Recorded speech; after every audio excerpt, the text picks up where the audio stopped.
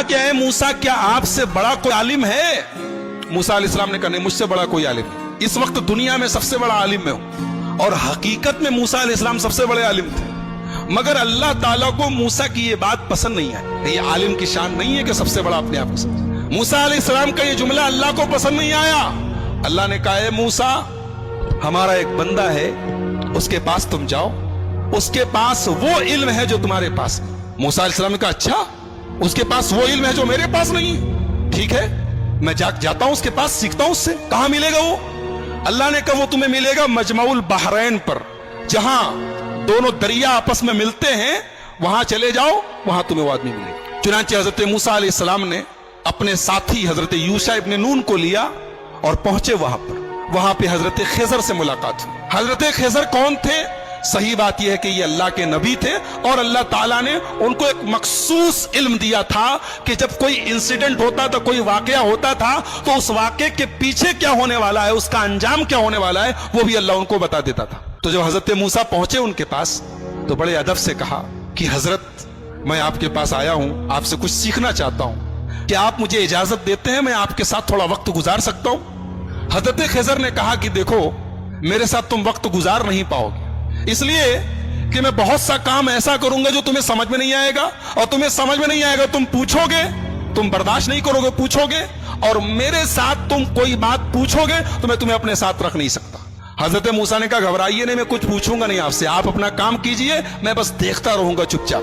कहा ठीक है चलो। दोनों चले, दरिया में कश्ती जा रही थी, दोनों कश्ती पर बैठे। कश्ती पर जैसे बैठे, हजरत खिजर ने हथौड़ी निकाली और तख्ती का एक तख्ता तोड़ के निकालने लगे। हजरत मूसा ने कहा क्या कर रहे हैं आप? अरे कश्ती डूब जाएगी, सब मर जाएंगे, सबको डुबोना है क्या? कहा मैं बोला था कि तुम सब्र नहीं कर पाओगे, तुम बर्दाश्त नहीं कर पाओगे, बोलोगे जरूर। कहा कि अच्छा माफ कीजिए, मैं भूल गया था, अब कुछ नहीं पूछूंगा, अब आप जो करना हो कीजिए, मैं कुछ पूछूंगा नहीं। और आगे बढ़े, कश्ती से उतरे, एक गांव में पहुंचे। गांव में 15 साल का 16 साल का एक लड़का था, अच्छा खासा टहल रहा था। उसको हजरत खिजर ने पकड़ा, उसकी गर्दन घुमा दी, मर गया वो, वहीं पे मर गया वो। कहा रे अक़तल्त नफ्सन ज़किय्यतन बिग़ैरि नफ्स, एक मासूम बच्चे को मार डाला आपने।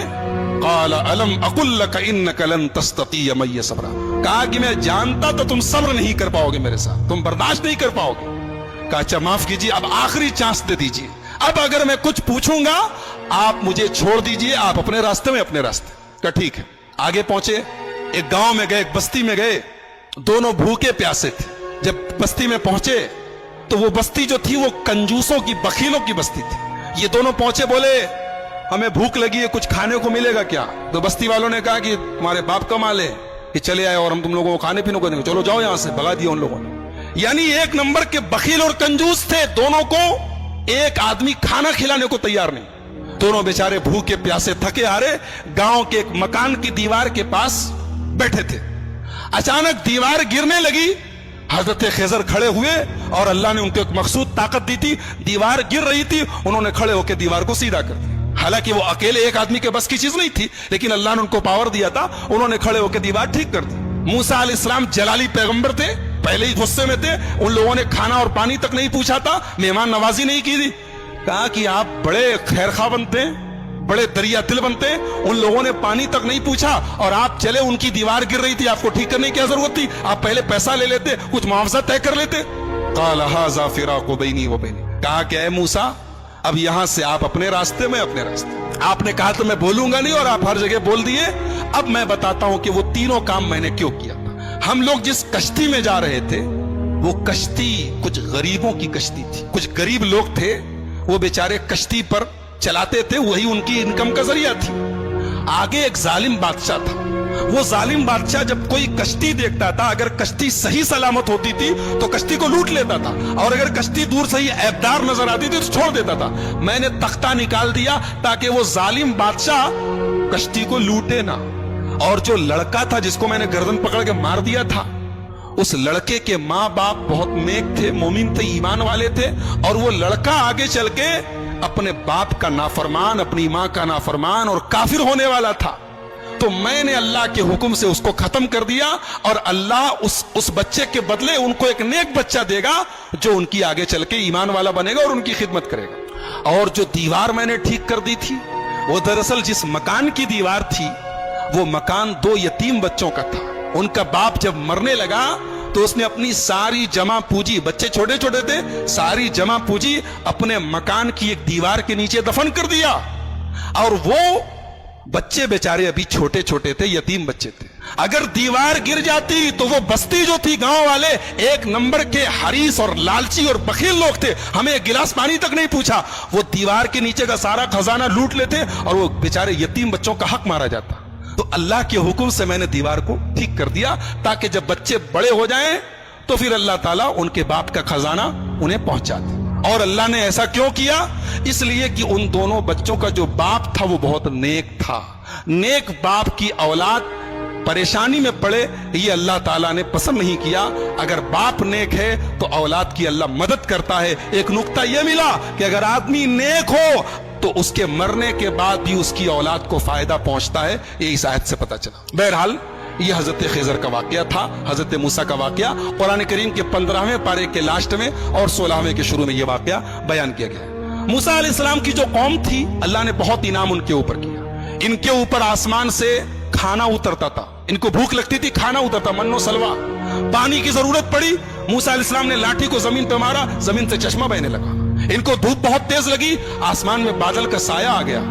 लेकिन जितनी अल्लाह ने इनको सहूलत दी, आराम दिया, उतनी ही ये कौम नाफरमान हो गई। जब फलस्तीन करीब आ गया तो मूसा अलैहिस्सलाम ने अपने साथियों से कहा, बनी इसराइल से, कि चलो हम फलस्तीन में चलें और वहां पे एक जालिम लोगों की हुकूमत है, अमालेका की हुकूमत है, हम उनसे जिहाद करें, उनसे लड़े। तो मूसा अलैहिस्सलाम के साथियों ने कहा, अरे वो लोग बहुत पावरफुल लोग हैं, हम लोग उनसे लड़ नहीं सकते, उनसे लड़ने की ताकत हमारे अंदर नहीं है, आप जाइए, आपका रब जाए। इज़हब अंत व रब्बुका फकातिला, ऐ मूसा तुम जाओ, तुम्हारा रब जाए और दोनों जाके लड़ाई करो, हम लड़ने वाले नहीं। ये हाल था बनी इसराइल का। ऐसे ही नहीं हम लोग सूरह फातिहा में पढ़ते, गैरिल मग़ज़ूबि अलैहिम वलद्दालिन, ऐ अल्लाह उनके रास्ते पर नहीं चलाना जिनके ऊपर तेरा गजब उतरा। अल्लाह ने इसको जितना नवाजा था, इस कौम ने उतनी ही नाफरमानी और उतनी ही बदकारी की। सोचिए अल्लाह की कितनी बड़ी गुस्ताखी है, रसूल की कितनी बड़ी गुस्ताखी। कह रहे हैं मूसा तुम जाओ, तुम्हारा रब जाए, तुम लड़ो, हम नहीं लड़ेंगे।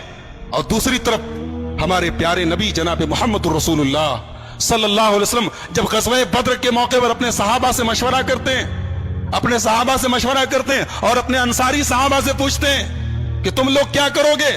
तो अंसारी सहाबा कहते हैं, अल्लाह के नबी, हम कोई मूसा के साथी थोड़ी हैं जो कह दे कि आप जाइए, आप लड़िए, हम बैठे रहेंगे। आए अल्लाह के नबी, अगर आप समुंदर में उतरने कहेंगे, आपके सहाबा समुंदर में उतरने को तैयार है। इसीलिए हमारा ईमान है कि दुनिया में जितने नबी आए, जितने रसूल आए, सारे रसूलों में सबसे बेहतरीन सहाबा, सबसे बेहतरीन साथी अगर किसी को मिले तो हमारे प्यारे नबी मोहम्मद रसूलुल्लाह सल्लल्लाहु अलैहि वसल्लम को मिले। तो इन लोगों ने कहा कि मूसा आप जाइए, आपका रब लड़े, हम नहीं लड़ेंगे। अल्लाह ने सजा नाजिल की कि अब 40 साल तक तुम लोग फलस्तीन को फतह नहीं कर सकते, अब 40 साल तक इसी सहरा में तुम घूमते रहो, इसी में परेशान रहो। और उसी 40 साल के दौरान हजरत मूसा का इंतकाल हो गया। बाद में उनके जानशीन बने हजरत यूशा इब्ने नून और उनके दौर में फलस्तीन फतह हुआ और फलस्तीन पर फिर बनी इसराइल का कब्जा हुआ। तो ये चूंकि हजरत मूसा की जिंदगी के बाद का वाकया है, इसलिए वो हमारी गुफ्तगू का टॉपिक नहीं है। हजरत मूसा की जिंदगी में हमारे लिए बहुत सारी इबरत और नसीहत है। सबसे बड़ा सबक ये है, जिसको अल्लाह रखे उसको कौन चखे, जिसको अल्लाह रखे उसको कौन चखे। मूसा अलैहिस्सलाम पानी में उनकी मां डाल देती है, लेकिन अल्लाह ने कैसे बचाया है। और फिरौन जो उनका दुश्मन था, उसके दरबार में अल्लाह ने उनको उनकी परवरिश करवाई है। और फिर अल्लाह ने उस मौके पर जब मूसा की पूरी कौम, मूसा अलैहिस्सलाम की पूरी कौम कहती है कि हम पकड़ लिए जाएंगे, गिरफ्तार हो जाएंगे, लेकिन हजरत मूसा ने अल्लाह की जात पर ऐसा भरोसा और यकीन रखा कि अल्लाह ने उनके भरोसे की लाज रखी और समुंदर के अंदर, दरिया के अंदर रास्ता बना दिया। तो मेरे भाइयों, बहुत सारे सबक हैं, बहुत सारी इबरतें हैं, नसीहतें हैं। आइए हम अल्लाह से दुआ करें, अल्लाह ताला इस जलीलुल क़द्र पैगंबर की सीरत को हम सबको समझने की और इससे जो इबरतें, नसीहतें हासिल हो रही हैं, उन्हें अपनाने की तौफीक अता फरमाए। रब्बुल आलमीन हमें नबियों के वाक़यात को पढ़ने और सुनने की तौफीक अता फरमाए। रब्बुल आलमीन हमारी इस्लाह फरमाए। रब्बुल आलमीन आज के हमारे जमा होने को कबूल फरमाए। कहने और